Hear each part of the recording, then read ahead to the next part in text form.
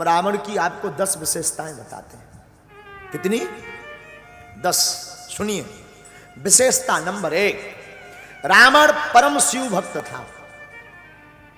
शंकर जी का भक्त और तो आपने बहुत देखे होंगे, रावण जैसा नहीं। आपने बिल्वपत्र चढ़ाते हुए बहुत भक्त देखे होंगे, अक्षत चढ़ाते हुए बहुत भक्त देखे होंगे, दुग्धाभिषेक, रुद्राभिषेक, जलाभिषेक, घृताभिषेक, इक्षुदशाभिषेक आदि आदि आदि आदि करते हुए बहुत शिव भक्त देखे होंगे। पर हमारा रावण अपने सिर से अभिषेक करता था, मेरे महादेव का सिर काट करके चढ़ा देता था।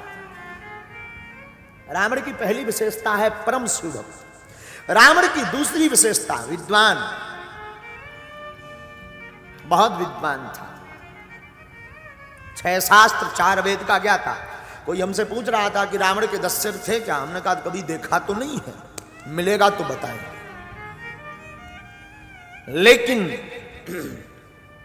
एक जगह किसी शास्त्र ने तर्क किया है कि रावण के 10 सिर, 6 शास्त्र 4 वेद का ज्ञान ही 10 सिर है। हाँ, लेकिन कई जगह दशग्रीव कहा गया, तो दशग्रीव का मतलब होता 10 गर्दन, और यही होगी, खबर नहीं। अपन को कौन सा शादी का संबंध लेके जाना है, रहने दो। रावण की दूसरी विशेषता थी कि वो विद्वान था। रावण की तीसरी विशेषता, रावण बलवान योद्धा भी था। चलत दशानन डोलत अवनी, जब रावण चलता था भैया पृथ्वी डोलती थी, पृथ्वी कांप जाती थी, देवता अपनो अपनो स्थान छोड़कर भाग जाते कि भाई साहब आ गए। रावण इतना बलवान था। रावण की चौथी विशेषता बहुत प्यारी थी, वो थी विशाल परिवार और सब एकत्रित। हाँ, 1 लख पूत 1.25 लाख नाती, दिया धरहिना रावण बाती। रावण के 1 लाख पुत्र थे, 1.25 लाख नाती थे, लेकिन सब इकट्ठे रहते। आज के जमाने में 2 लड़का बारे हो जाएं तो एक पूरब में रात, एक पश्चिम में रात।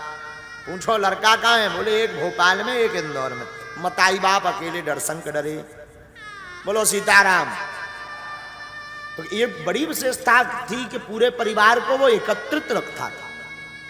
एकत्रित परिवार बड़ा होना बड़ी बात नहीं है, 8-10 ब्याह कर लो, खूब लंबी क्रिकेट टीम बन जाए, लेकिन एकत्रित रखना बड़ा कठिन है। रावण के पास वो खूबी थी, रावण सबको इकट्ठा रखता था। हाँ,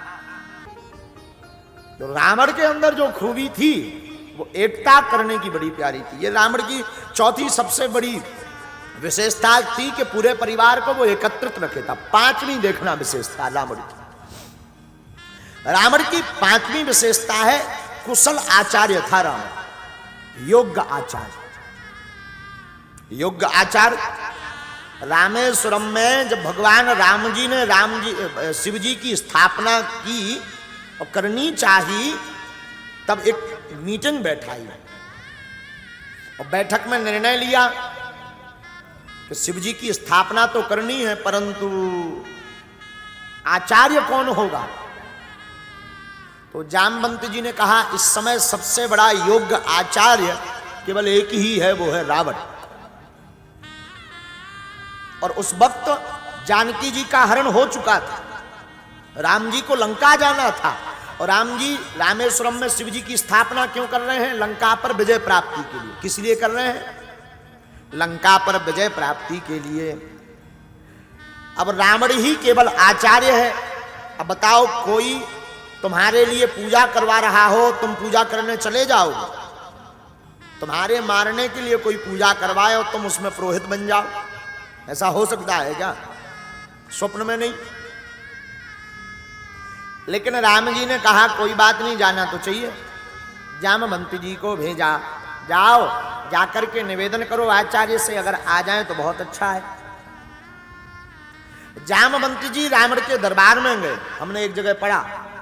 तो जामवंत जी ने कहा, हे आचार्य रावण, हम जो अयोध्या के राजा महाराज दशरथ हैं, उनके पुत्र जो श्री राम हैं, उनके मंत्री हैं।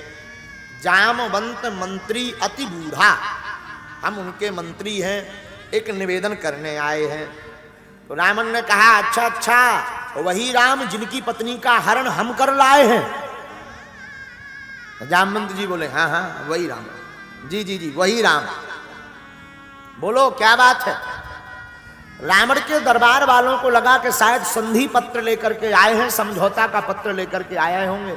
जामवंत ने कहा सरकार हम कोई समझौता का पत्र लेकर नहीं आए, हमारे प्रभु हमारे भगवान श्री राम लंका के उस पार समुद्र के किनारे भूत भावन महादेव की स्थापना कर रहे हैं और आपको आचार्य के रूप में चुना है, उन्हें आप यजमान के रूप में स्वीकार कीजिए, हम उनकी तरफ से न्योता लेकर के आए हैं।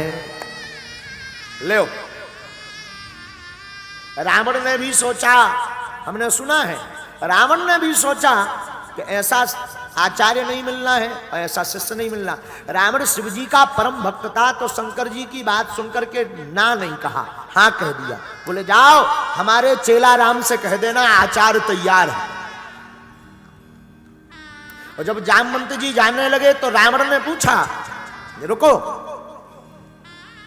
हमारे यजमान के पास पूजा की सब कुछ सामग्री है कि नहीं, क्योंकि आचार्य का धर्म है यजमान के पास अगर पूजा की सामग्री ना हो तो आचार्य को व्यवस्था करनी चाहिए, ये कर्म कांड का नियम है, तो कोई कमी तो नहीं है। अब देखना जरा शब्द शैली, जामवंत जी की शब्द शैली। जामवंत जी कहते हैं सरकार, हे राजा रावण, हे आचार्य रावण, हमारे भगवान राम के पास भगवान भूत भावन की स्थापना की संपूर्ण सामग्री है, लेकिन उनकी नारी पत्नी का कोई लंका का राजा रावण है वो हरण करके ले गया। शब्द शैली देखना, अभी तक आचार्य नहीं थे रावण, इसलिए उसी पर निशाना किया, पर अब आचार्य बन गए हैं तो रावण लंका का राजा अलग हो गया, आचार्य रावण अलग हो गया। कोई लंका का राजा है जिसका नाम रावण है, वो हमारे नाथ हमारे भगवान राम की पत्नी का हरण करके ले गया। पता है रावण ने क्या जवाब दिया? बोले आप जाकर के हमारे चेला से कह देना चिंता ना करें, हम व्यवस्था करके आएंगे। ये जवाब था रावण का। इतना विनम्र था रावण, इतना कुशल आचार्य था रावण। और हमने सुना, ये कथा सुनकर के शायद तुम्हारे रोंगटे खड़े हो जाएं, गौर से सुनना। हमने पहले दिन ही इंदौर में कहा था कथा ऐसी होगी हनुमान जी की प्रेरणा से, आप भी कहोगे कि क्या बात है। रावण, हमने सुना है कि रावण जब आचार्यत्व रूप स्वीकार करता है, मुहूर्त निकालता है, तो जानकी के पास जाता है। जानकी से कहता है सीता, तुम्हारे पति राम उस समुद्र के उस पार लंका का रावण, जो लंका का जो राजा रावण है, उसके ऊपर विजय प्राप्ति के लिए शंकर जी की स्थापना करना चाहते हो। मैं आचार्य बना हूं, उनकी पत्नी नहीं है। एक काम करो, तुम कुछ क्षण के लिए मेरे साथ चलो, वहां पूजन करवा करके वापस आ जाना, फिर मैं राजा रावण को सौंप दूंगा। और हमने सुना रावण अपने पुष्पक विमान पर बैठा करके जानकी जी को उस पार लेकर गया तो भगवान राम ने रावण की अगवानी की, क्योंकि आचार्य थे। तो राम जी ने प्रणाम किया रावण को, और प्रणाम करके कहा आइए भगवान आचार्य पधारिए, श्रेष्ठ पधारिए। और जैसे ही रावण आया तो रावण ने कहा अर्धांगिनी की व्यवस्था हुई, राजा रावण ने दी। राम जी बोले नहीं, यहां तो अकेले ही राम है। रावण आचार्य रावण कहता है कोई दिक्कत नहीं, वहां पुष्पक विमान पर हम कुछ देर के लिए उधार लेकर आए हैं, जानकी जी को लिवा करके आ जाओ। और राम जी जानकी जी को लेकर के आते हैं और वहां पर रामेश्वरम में स्थापना होती है। और रावण ऐसी स्थापना करते हैं, और जब नामकरण की बारी आती है तो रावण नाम रखता है रामेश्वरम, रामस्व ईश्वरः सा रामेश्वरम। राम जी के जो ईश्वर हैं वही रामेश्वर है। तब तक शंकर जी प्रकट हो गए, ए रावण रुको, तुम हमारे चेला हो आचार्य के पहले। रामस्व ईश्वरः सा रामेश्वर नहीं, राम ही जिनके ईश्वर हैं वो रामेश्वर। और इस बात की पुष्टि रामायण में भी, लिंग थाप विधिपति कर पूजा, शिव समान प्रिय मोहिना दूजा। और रावण जानकी जी को वापस भी ले गया। इस कथा से यह आशय निकला कि रावण कुशल आचार्य था, योग्य आचार्य। ये 5वां लक्षण है रावण का। 6वां सुनिए, आज ये बहुत अद्भुत बात होगी कि रावण भी ऐसा था। छठवां लक्षण, रावण, आहा पधारिए पधारिए, विराजो विराजो। छठवां, रावण शास्त्रों का रचयिता भी था, ज्ञाता तो था। शिवतांडव आदि शास्त्रों की रचना रावण ने अपने हाथ से की। शिवतांडव तो सुना होगा ना सबने। आओ पधारो ऊपर, पधारो पधारो, आनंद ऊपर पधारो। जटाटवी गलज्जल प्रवाह पावतस्थले गलेवलंब लंबितांबुजंग तुंग हालिका। ये रावण की कृति है, रावण की छठवीं कृति है। रावण की छठवीं विशेषता है शास्त्रों की रचना करना। जटाटवी गलज्जल प्रवाह पावतस्थले गलेवलंबितांबुजंग तुंग हालिका। गलेवलंबितांबुजंग तुंग डमड्डमड्डमड्डमड्डमर्भयं चकार कंठ तांडवं तनोतु न शिवा शिवं तनोतु न शिवा शिवं तनोतु न शिवा शिवं। तो रावण की छठवीं विशेषता कि रावण शास्त्र का रचयिता है। लेकिन सातवीं विशेषता सुनिए, सातवीं विशेषता रावण की है तपस्या।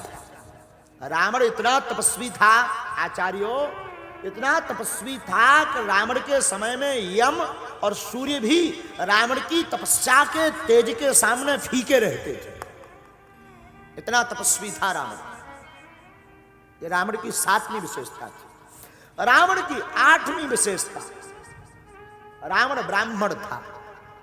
ब्राह्मण का अर्थ ब्रह्म जाने दी, ब्राह्मण जो ब्रह्म को जानता है वही ब्राह्मण है। और रावण कोई साधारण नहीं।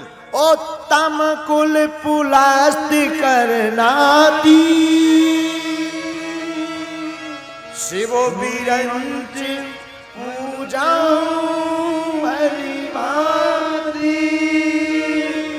रावण उत्तम कुल से था, पुलस्त ऋषि का नाती था रावण। रावण के पिता का नाम था विश्वश्रवा, मां का नाम कैकसी। रावण उत्तम कुल में जन्म लिया। और एक जगह तो हमने पढ़ा रावण के बारे में कि रावण त्रिकाल संध्या भी करता था।